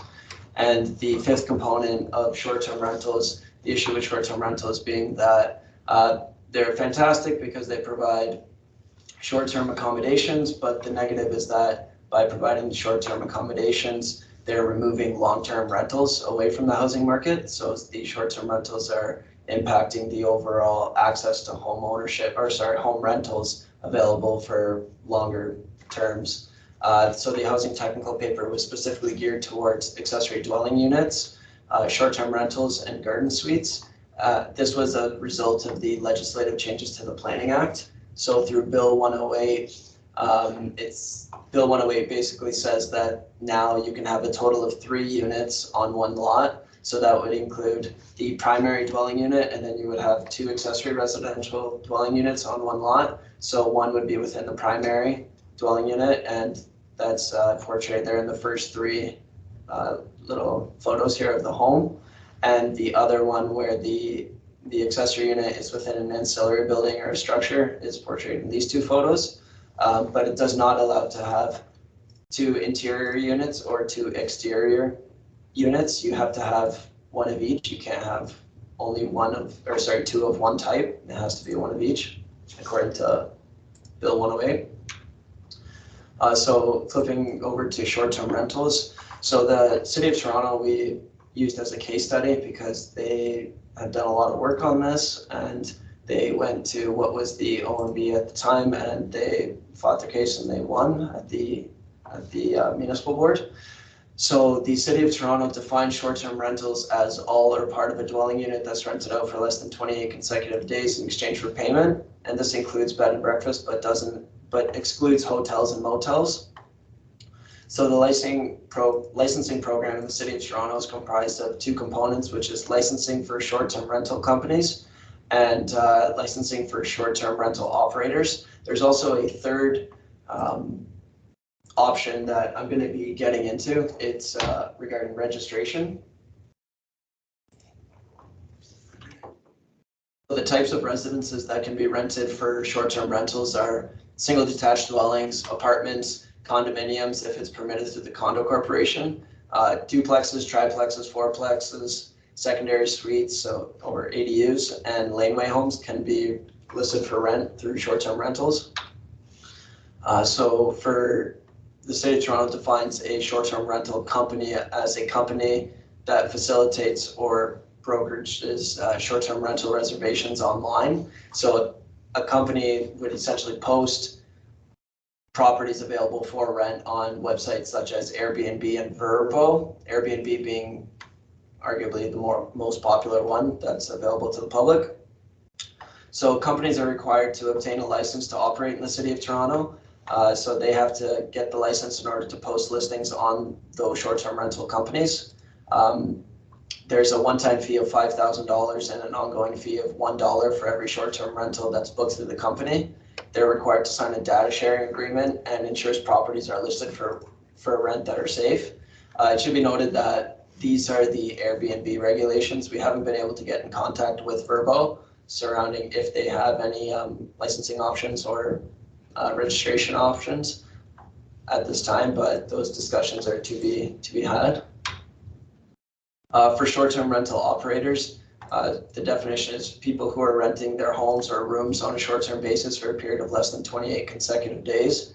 So anybody that's a homeowner, a tenant, or if there's multiple individuals living in the same home. So if there, for example, if there's a duplex and there's 2 people who rent each unit, both person can rent each respective unit. So you can have 2 groups of people or 2 people staying at the same place in different units at the same time. So operators are required to obtain a license to list their property as a short-term rental unit, and licensing fees for owners and operators are $50 and subject to increase. The last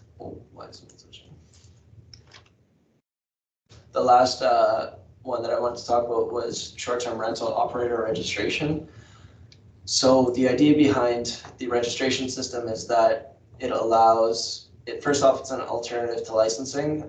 It's designed to address complaints as it relates to short-term rentals, which includes noise complaints, garbage complaints, and parking. And it allows municipal staff to maintain a database of short-term rental operators that can provide information to bylaw enforcement operators. The thing about the registration system is that it's significantly cheaper, not only for the municipality, but for members of the public who would be creating short-term rental accommodations for the public. So that can be seen as a major positive.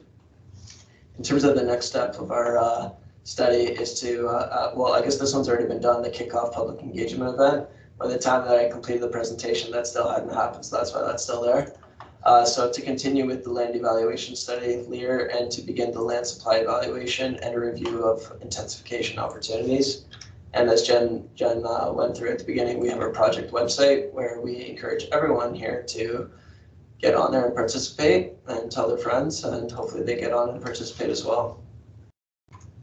That's it for our presentation. Thank you. So you are currently still accepting comments back on the report, on the housing technical report and the planning growth management study? Through you, Madam Chair, so the housing technical report already went to council, but in terms of the other options, absolutely, yeah, we would be receiving any and all comments, feedback, participation, you name it, we're accepting it.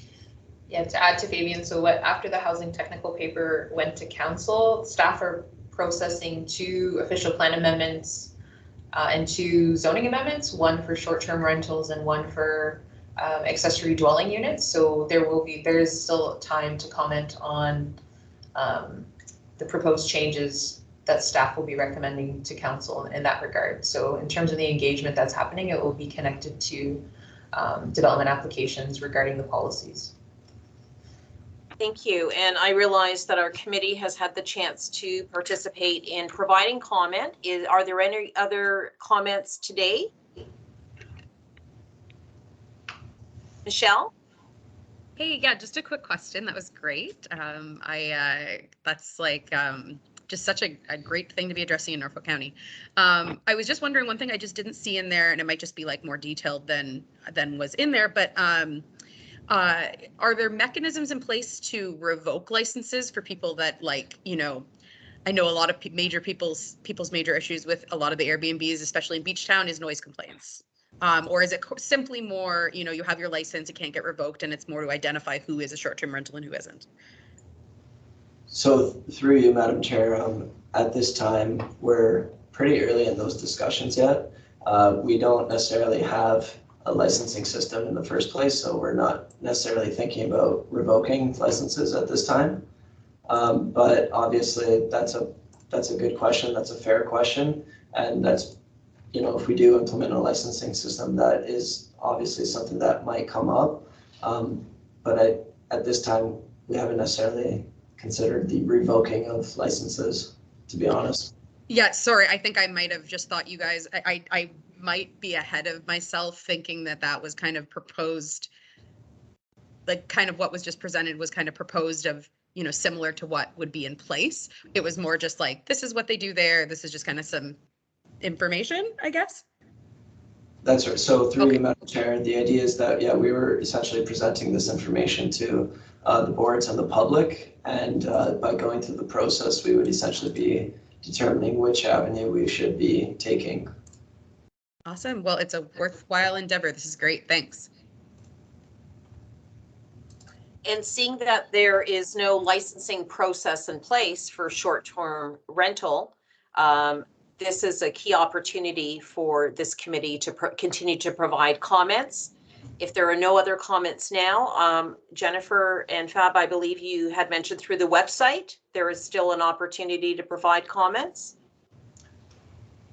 Through you, Madam Chair, that's correct. Is that a link, Aaron, that can be shared with the committee? Aaron, you're muted. Sorry, Aaron's on mute, but we can definitely. Okay. Yeah. Yeah. So you can share that information with the committee, Aaron, after the meeting tonight, and this way we will not miss any ideas or comments that we should direct to our planning management team. So, seeing no other comments, I'd like to thank our patient planning professionals for your time today. We're going to now move a motion that the planning growth management study be received as information and that staff be requested to consider incorporating comments. Michelle, thank you so much for your feedback on that. They will incorporate those comments into the Planning Advisory Committee, from the Planning Advisory Committee into the Planning Growth Management Study. So looking for a motion, someone to move that motion, please.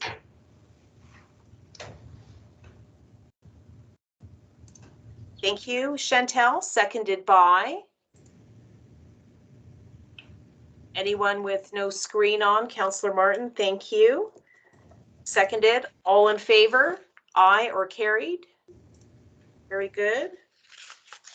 We have hands up, motion carried. Thank you to our planning professional team for your patience, and maybe we'll put you at the top of the agenda next time. So I hope our When Brandon comes, you'll put him first.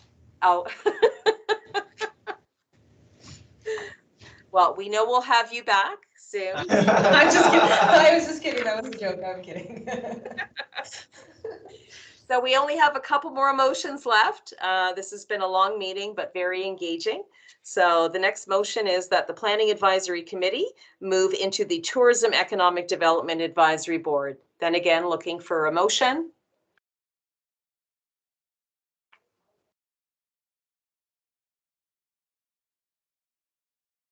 Thank you, Chantel. Seconded by, I'll need a hand up from someone who's not on screen. Councillor Martin, thank you. All in favor? Hands up. Carried. All right, we're just backtracking to the other business item. And then again, this actually ties in with Mr. Brandon Sloan, the General Manager of Community Development.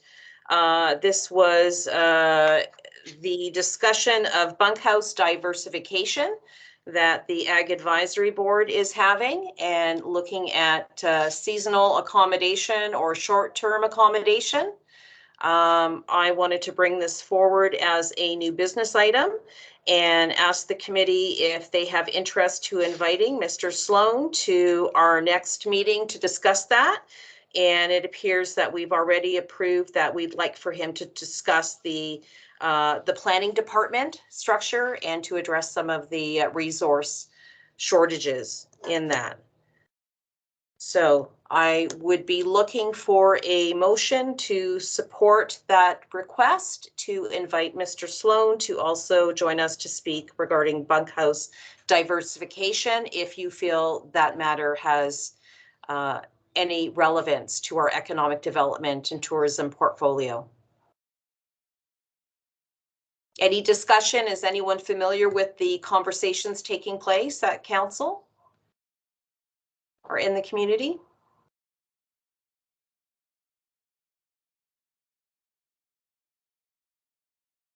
No comments?